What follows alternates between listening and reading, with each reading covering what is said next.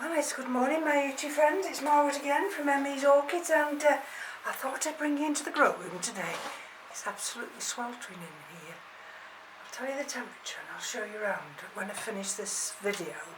But everything in here, with the exception of about 3 mounts and the Talunias, all got watered yesterday and put back. And they're all bathed in sunshine, and the temperatures really dropped last night. I fleeced the Masdevallias that were in the hallway, and in here it went down to 16 point something, which is that's the lowest it's been this winter. Anyway, right, okay, so it's that time of year when, if you grow Catasetums, you're thinking about replacing the old medium. Can you see that one? Now this one was from Mark. This is Catasetum Orchidglade Davie Ranches. There we go. And I grew this one last year. You can see that pseudoballs already started to shrivel. This one's got a little bit of shrivelling. And it's got this nice new growth. Now that's not started to produce roots yet, and that's an ideal time. But if you look at the root system it made last year, can you see? All that. Now this went into dormancy quite a while ago, and I thought this is going to be an ideal time now to repot it. I was looking for these scrunchy pads, you know, I use these now at the bottom.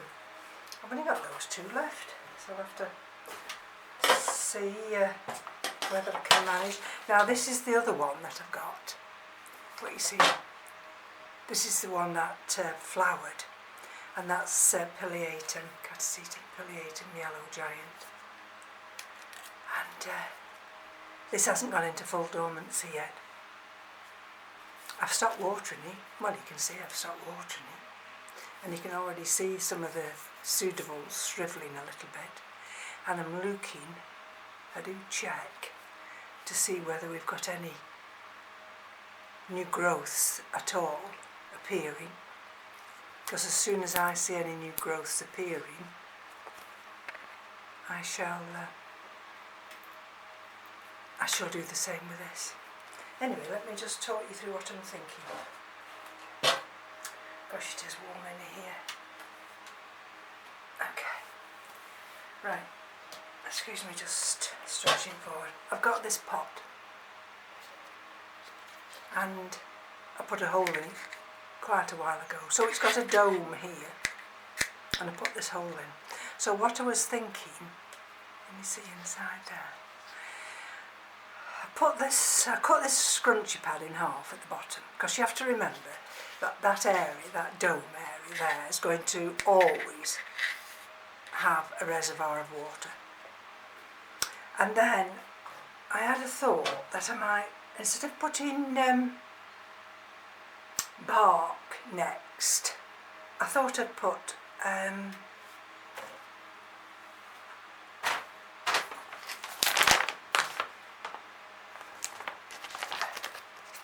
coconut chips.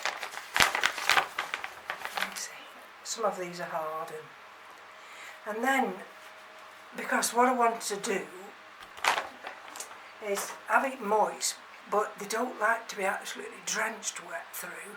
So I thought, well, if I put this container here, I'm going to try it in a minute while I'm on camera. If I fill that up with coconut chips, then put the Catasetum on the top, and then put moss all around the side. Now, whether it'll work, I've no idea.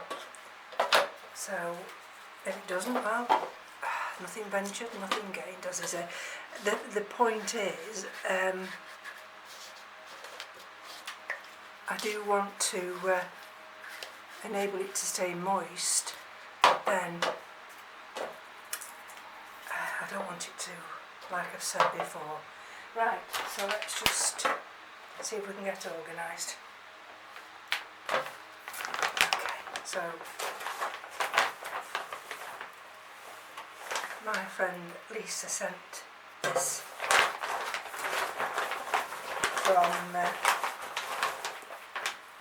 America.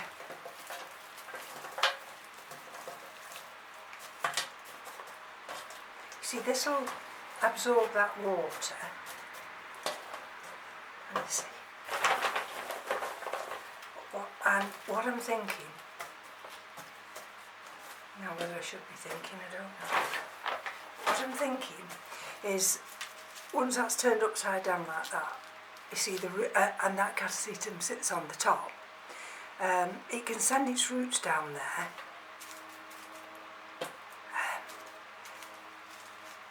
But we've always got like a barrier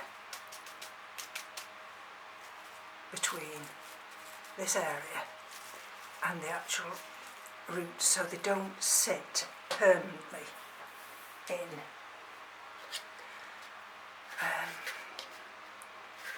water. I mean, catasetums, it's like the chisis. They all love water, but then again, you see, they don't like to be completely drenched. Right, so I'm going to have to do it this way. Will I get it? Hold on. Not quite.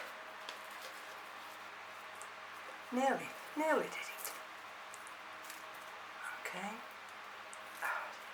It's a good job I've got that oscillating fan on the tummy, because it's so warm.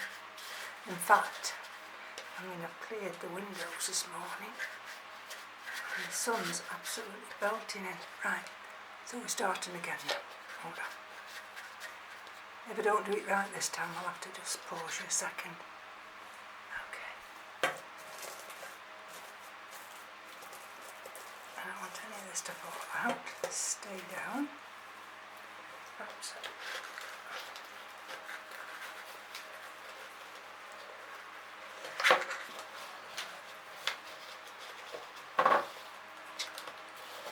Nearly there. What I've done is I've just caught the side of the scrunchie under the pot. Let's pause you for a second. Right, that's as good as I'm going to get it. And right, so what we have to do now is clean this out.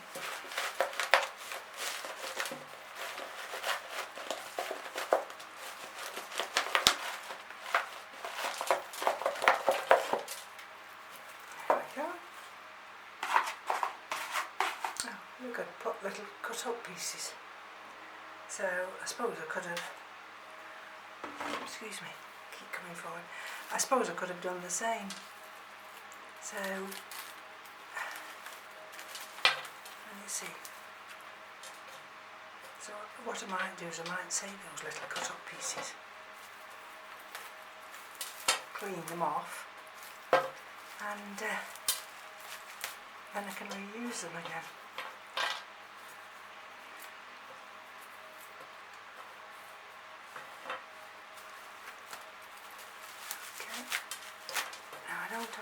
All I've got to worry about is that new growth. I don't have to worry about anything else. I don't have to worry about the roots.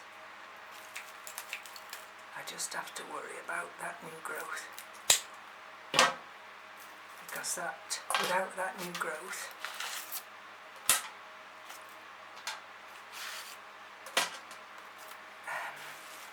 we haven't got a plant.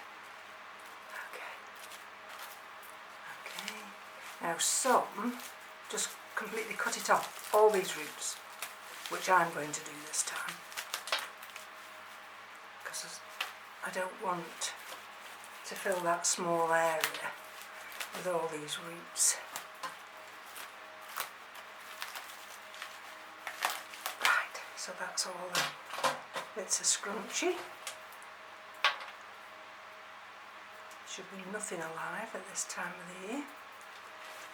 And let's just put this down there. Okay.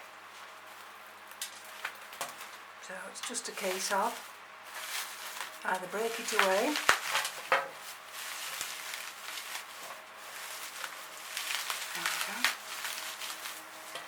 or cut it away.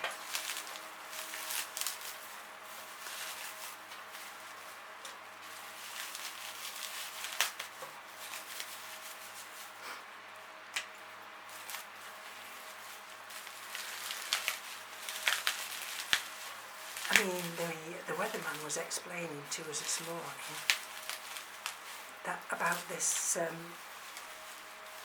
warm weather we're having. Now, this warm weather we don't normally have as long as we're having. We've had several days and it's predicted to last through the week. And basically we're getting the warmth via the jet stream, and it's bringing up all this warm weather from the Azores. And what's happening is that we're getting a blocking high that's sitting over the UK. But the consequence is not for us. I mean, we're loving it. I mean, the garden's thinking it's spring. But the blocking high sitting over Great Britain means the wind, or whatever they call that, is now has moved direction and is over Norway. And unfortunately Norway is getting all our rain, and they've had as much as a month's rain in 24 hours. So they're suffering with all the rain until that jet stream changes, and it comes in on the it's coming up from the Azores, so it's coming up over Africa, over Spain, and across the Channel that way. So it's coming from the southern direction. Now, if it changes and it comes from an easterly direction, then our weather will change. Right. So, what do you think? Let's cut some of these little scraggly bits off. I just want enough on just to allow it to sit down. What a mess that is.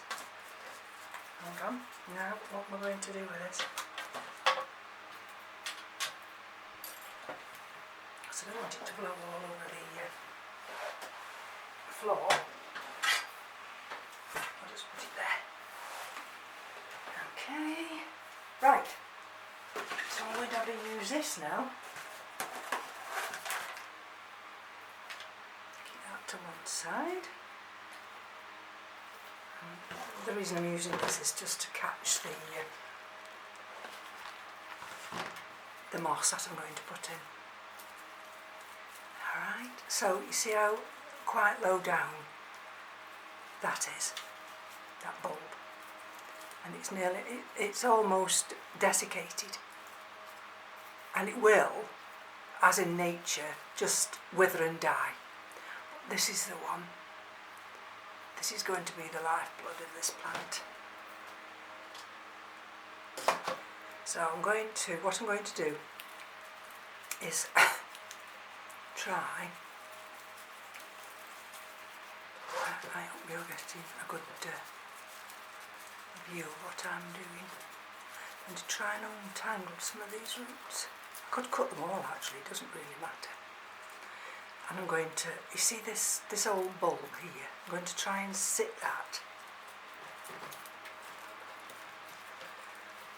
I don't know if it'll sit. See if I can get it to, what I'm trying to do is just to get it flatter, this.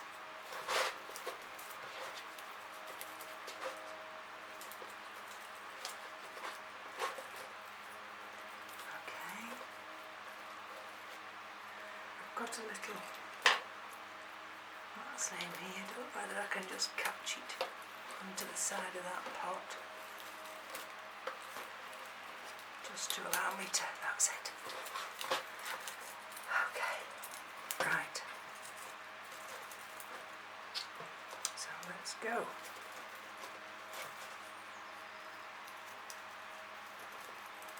Okay, now I've also got some lovely long stranded New Zealand moss. But I'm not going to use that on this. I've got some of my old New Zealand moss, and what I'm going to try and do here, be careful because they get very sharp. I'm going to use that this time. Okay, let's see if I can just put this in as well. Just to keep things firm. And you see, oh look at that, you see, these edges, they're like needles. Oh dear. Okay.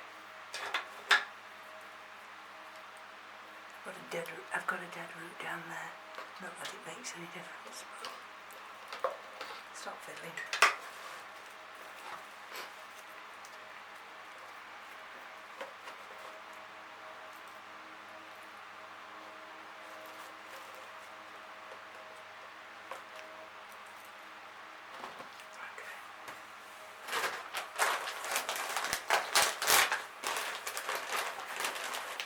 There's no water involved. You just need to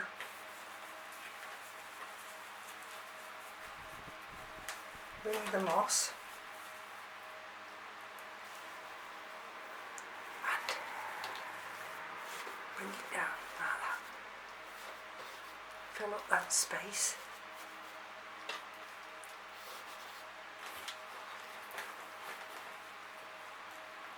Always bearing in mind you've got that new growth to protect. Alright, so I've done that side now.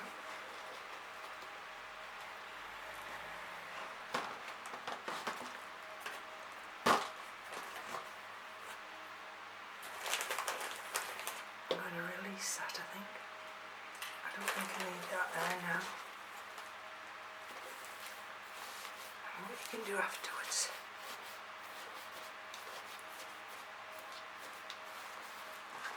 If you've not got it all down, you'll be able to tuck it tighter with your scissors. Right, so I'm going to attach that one to there.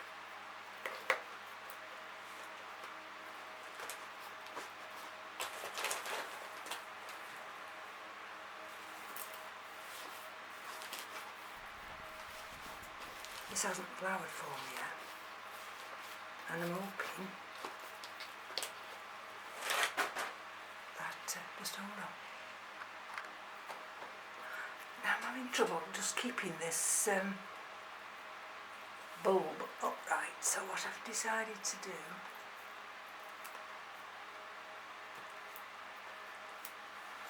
is to zip lock it. But you have to bear in mind that it'll get smaller and smaller, and then it'll fatten up. Got that the wrong way round.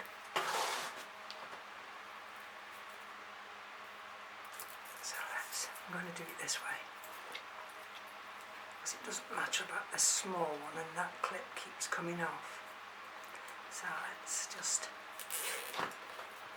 bring this one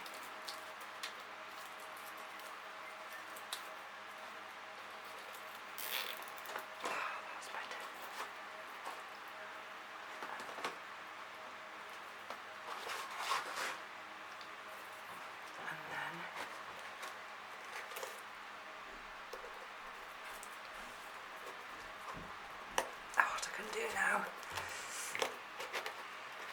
Ah, that's better. Tell me. I've got moss everywhere.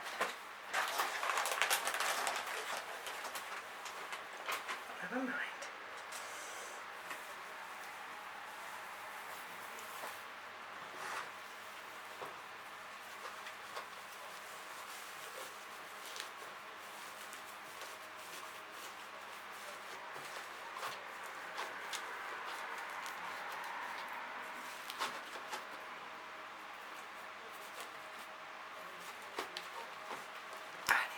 How we?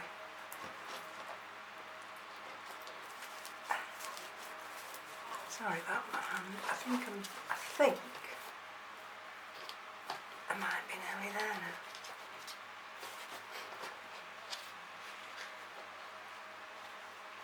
Just a little bit short down here. So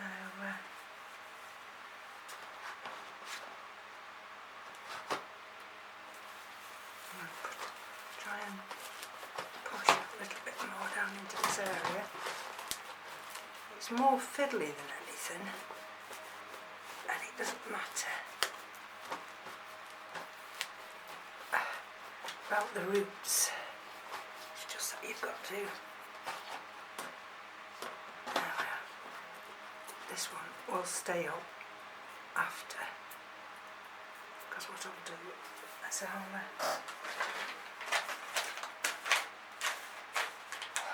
on.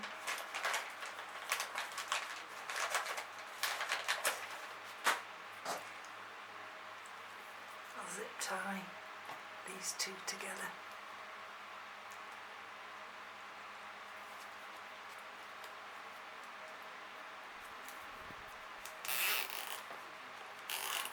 There we go.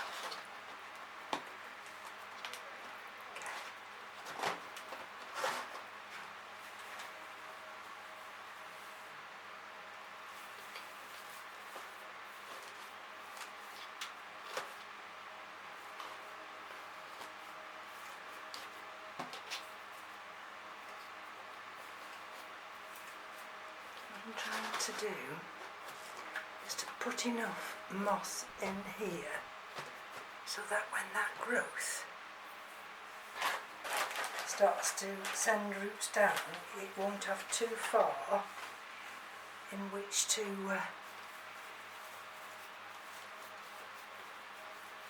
reach the roots, the newly emerging roots.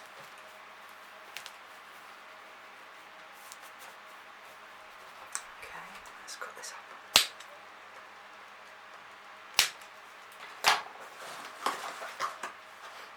Okay. Let's just put a little bit under there. And you see what I'm trying to do. And be very careful when you do this, because that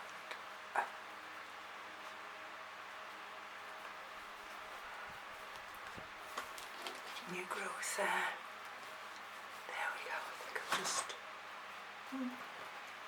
careful.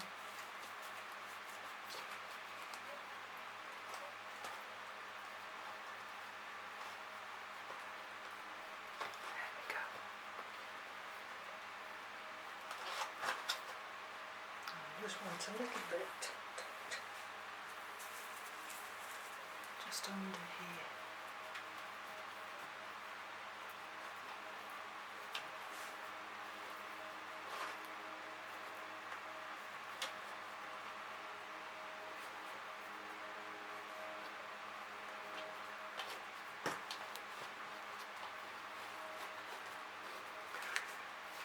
And that's it.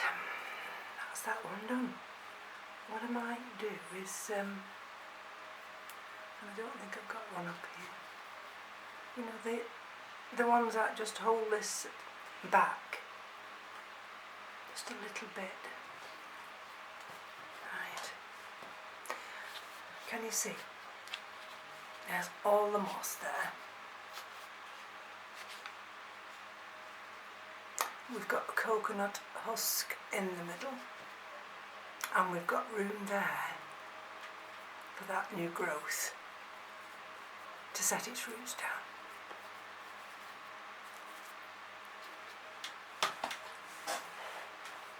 I mean, you can always fiddle and keep fiddling, and you run the risk of doing more good, doing more harm than good. I think we're all right now. Okay. So those are the temperatures now, 24.6, 60% humidity, and the windowsill's clear. That is quite warm. I'm going to have to put the curtain up. Just 1 minute. Even with the curtain up, look at the brightness coming through. These are the, this is the top shelf. I brought these from this top shelf where I've had to put the frags because they were getting too hot on there.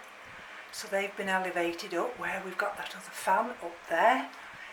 And it's all a case of, I've had to move this back now because I'd moved that while I was doing the filming. And there we go, you see. Everything's looking nice. Now I can put the Catasetum Orchidglade there on that big piece of wood. I can put that back in its little tray over there. But at the moment I'm just going to go down because it's that warm in here. This is how it was yesterday. I'd got a top on and I had to go and change that into a cotton top. There's that other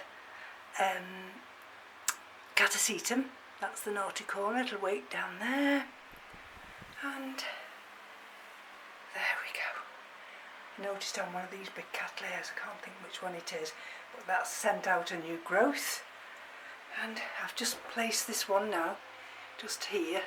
I'll find somewhere else for it, but I've just placed it there. This will have to get water today because that didn't get watered yesterday. And there you see how the sun hits the room, and of course it's quite high in the sky, and even though these were watered yesterday, these are bone dry. So they will have to get watered again because this is the unsetting types. Anyway, there we go. There's that wall. And thank you for joining me. It might be of interest to some viewers. And there we go. There's a tub of water for the vanders. And I'll bid you farewell and have a good day. I'll be back soon. Bye bye now.